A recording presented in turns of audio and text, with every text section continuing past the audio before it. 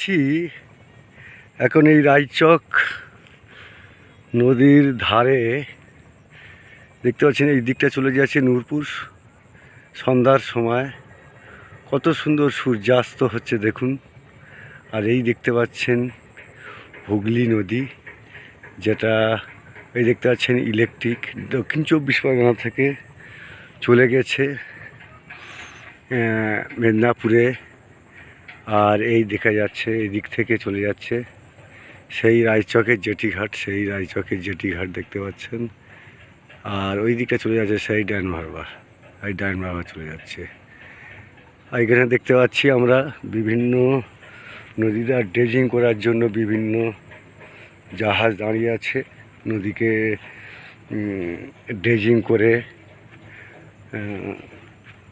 মাটি তুলে ফেরার জন্য আমরা সেই জায়গায় দাঁড়িয়ে আছি। ওই দিকটা হলো আপনার কুকড়াহাটি মেদিনীপুর, আর এই দিকটা হলো দক্ষিণ 24 পরগনা। আর এইদিকে সুন্দর সূর্যাস্ত আমরা দেখতে পাচ্ছি। আর আমি এই দাঁড়িয়ে আছি নদীর ধারে, একটু ঘুরতে এসেছিলাম। তাই এই দৃশ্যটা দেখে আপনাদের সামনে তুলে ধরলাম। কেমন লাগছে বলবেন বন্ধুরা। সেই আমাদের হাকিম এবং রেজাকদার টোটো নিয়ে দাঁড়িয়ে আছে। আমি চলে এসেছি নদীর ধারে।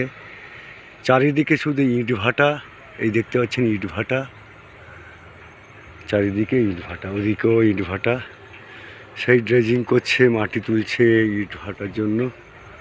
দেখতে পাচ্ছেন সেই মাটি তুলছে এই মেশিন ভাটা।